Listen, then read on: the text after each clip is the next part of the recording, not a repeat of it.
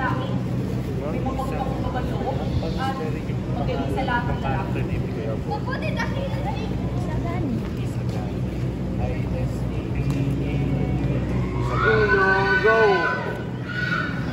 Go! Dalawang babae nila.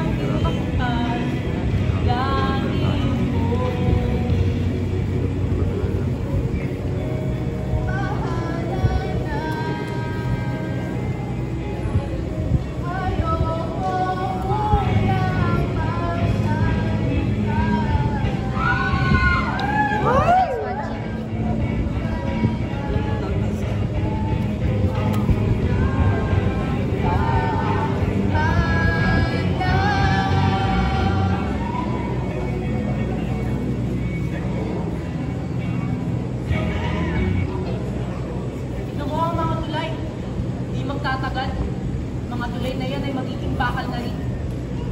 Ngunit, kailan pa kung ako'y tatandang lalaki tulog-tulog na?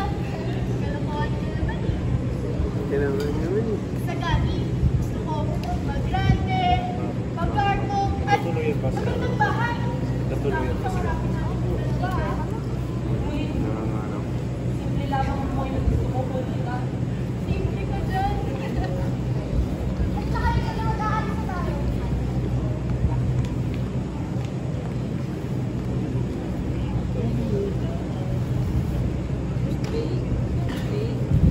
Halo-halong tawanan at iyakan ang ginawa ng mga pag-aaral nang makuha nila ang balita ni Don Custodio ukol sa ang krimen ng wikang Kastila mula kay Pepay.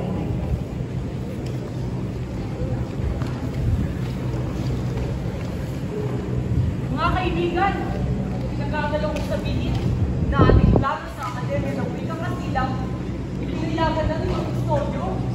Ngunit, sa mga praile pa rin ang kapangyarihan sa akademyang ito. Isang tabi mo yung negatibong isipan. Dahil ngayong gabi, tayo magpapakasaya.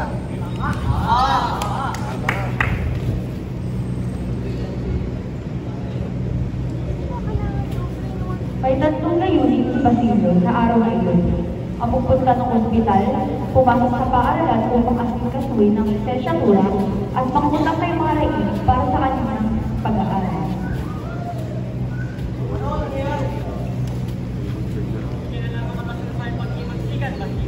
Ha? Wala. Bakit ako pinagbibintangan? Hindi ka namin pinagbibintangan. Nais lamang namin malaman ng totoo. Dahil kung tunay na paglalaman natin ang nasa pasilid, ay dapat, hindi ba? Hindi ako sang-ayon. Mag-ingat ka. Ikaw, Basilio, nasa pigil ka ba kagabi? Hindi ko, wala po. Wala po akong kinalaman. Ano ang alam mo sa nasabi pag-imagsikan? Wala po. Diyos ko! Walang kwenta kausap! Huwag na nga! Mag-ingat ka, Basilio! Sandoval! Eh, 13 years ago na eh. Sino ka? Nakilala mo ba ito? Kasama ka pa sa machine kagabi. Ako ay si Basilio. Hindi mo pa sinasagot ang aming tanong. Kasama ka ba sa piling kagabi? Hindi po. Salit yung maganan. Mga nag-ibigyan ko siya.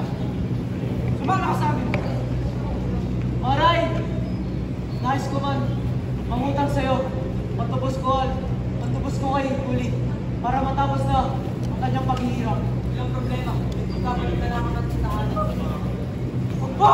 Opo! Opo! Opo!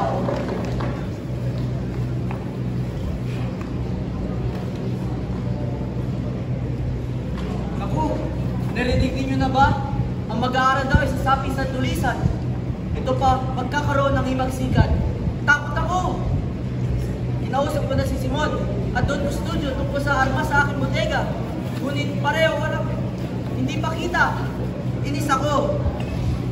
Sabi nila, ang pakala daw lang ay si Padre Salvi. Pati ako bintang, pero hindi pa niwala. Ha? Hindi niya ba sa ulo yun? Or ano? Ma'am, hindi niya sa ulo? Chinese kasi siya. Ah, yung ano niya pala. Naku, mabuti kinuha ang pinapapain niya sa akin lahat. Isang malaking problema lamang yun sa akin. Hayaan mo na siya uli. Parang naman upang makatulong siya sa kasalukuyang panahon. Ngunit, kakailanganin natin ng tulong ng mga Friday. Ngunit, ayaw bumalik ko sa kumbento. Ayaw makita ko si Padre na mga kakakala na walang nangyayari tulungan siya. Halika na! Kung mo ay nag-uusap. Dahil tagal ko nang hinihintay ito. Sa uli, ako rin ang yung dalagitan upang pamingin ang Oh!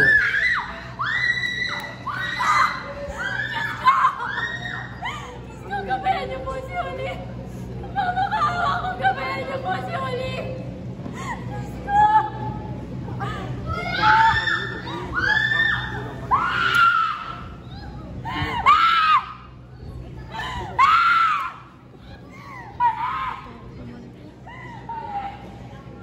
Patawarin mo ang asawa! Patawarin mo ang hermana! Mamakaawa ko!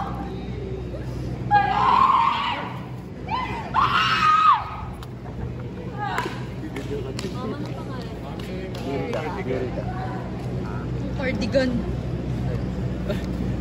Sorry. Ang patay na yun. Ma'am, ang spelling niya yung lyric. Tumalon. Ma'am, ang spelling ng lyric ka, ma'am? Lyric. Basta parang lyric tapos na. Lyric. Bigas may bayo. Galing. So lyric na parang may isa. Buti di nagmalas. Yung?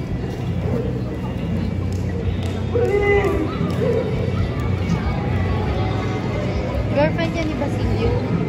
Ito? Sino po ulit ko?